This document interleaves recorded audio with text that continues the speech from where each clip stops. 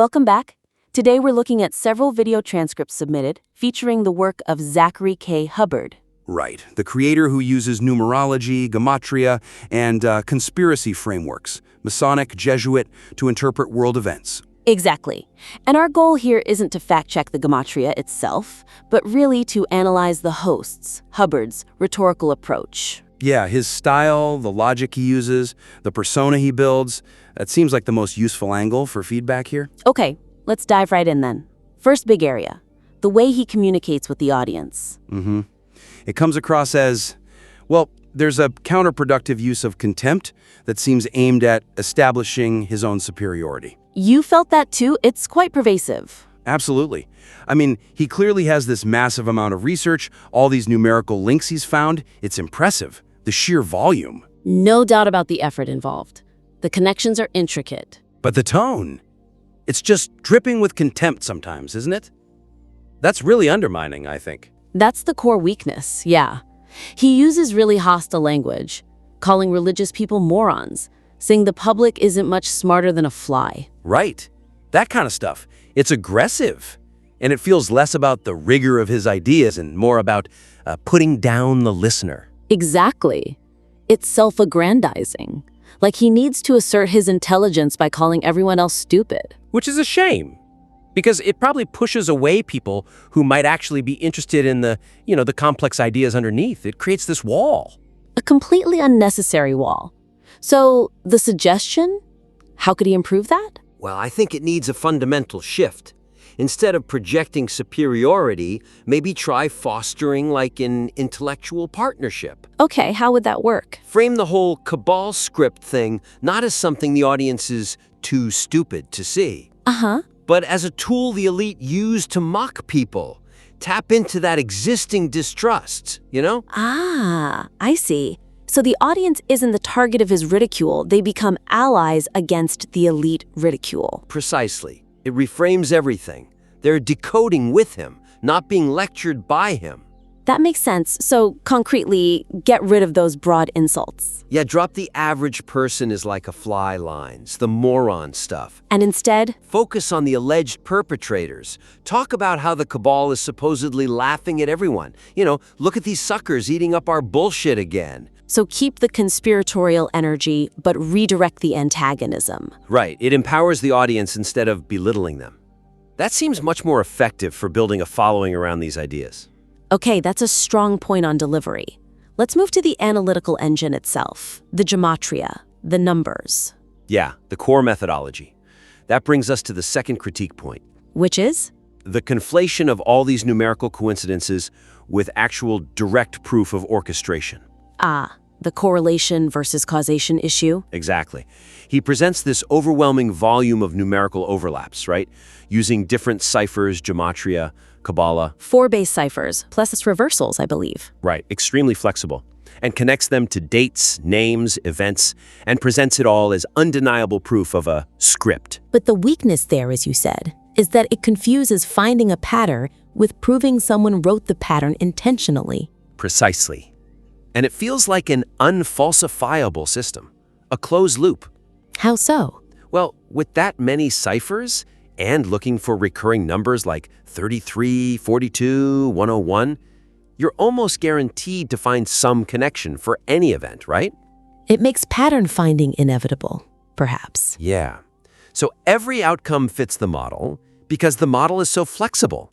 It prioritizes finding that numerical link over, say, other kinds of evidence. And that creates this illusion of insight, maybe even feeds a need for control over chaotic events? Could be.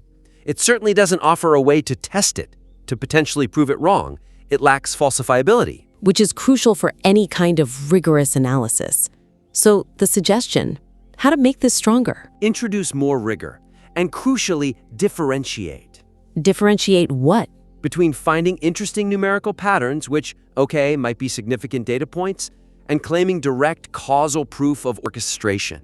So acknowledge the possibility of coincidence or selection bias? Explicitly acknowledge it, and maybe define up front what would count as structural proof, what level of numerical alignment combined with what other evidence moves beyond coincidence. Okay, give me an example. Well, take the Mormon president, Russell M. Nelson, dying at 101. Right, and he links that to church equaling 101, assassin equaling 101, the date leaving 101 days in the year. Exactly. Instead of just listing those, he needs to explain why that specific cluster isn't just confirmation bias.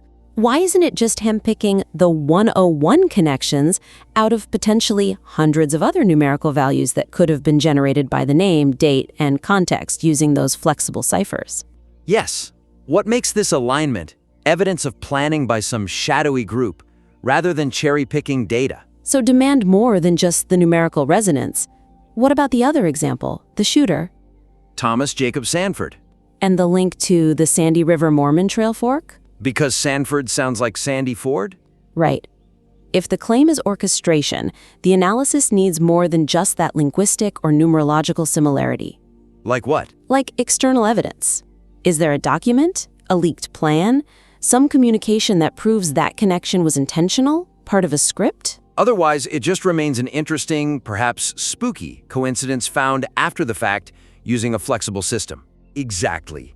Without that step, without defining the criteria for proof beyond the numbers themselves, it risks just being perceived as noise, however intricate. That makes sense. It requires moving beyond the internal logic of the numbers. Okay, final major point. This one seems tied closely to the host's persona. Yeah, it definitely is. Our third critique focuses on the paranoia-fueled narrative of intellectual property theft and persecution. Ah, the lone truth-teller vibe, constantly under attack. Right, he often frames himself as being suppressed by algorithms, having his work stolen. And that this distracts from the actual analysis of the global conspiracy he's trying to expose. Totally. It shifts the focus onto his personal grievances, his struggles, rather than the substance of his findings. So the weakness is this constant pivot away from the core message. Yes. The complaints about being in some kind of algorithm suppression, or others ripping me off word for word, or these shills with fancy video editing getting all the views. Right, he names specific competitors sometimes, accusing them of being plants or grifters. And it creates this really paranoid narrative. It feels less about exposing a global cabal and more about, well, his own need for validation, maybe? Competitive jealousy? And it leverages that audience distrust again, but this time distrust of platforms and other creators, to build loyalty through sympathy. Yeah, turning it into a kind of us against the world thing, centered on him. So what's the suggestion here? It seems deeply ingrained in his presentation. It might be tough, but ideally, eliminate the victimization narrative.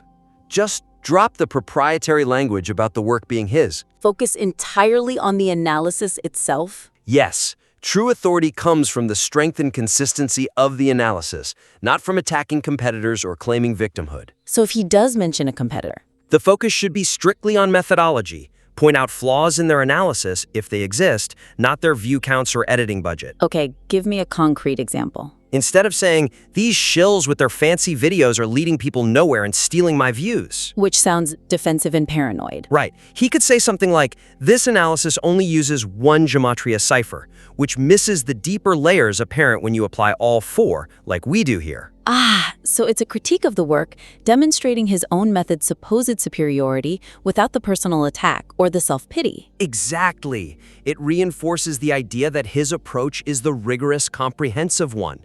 It builds authority through demonstration, not complaint. And stop asking the audience for validation, like saying people need this information more than ever because he's supposedly being suppressed. Let the work speak for itself.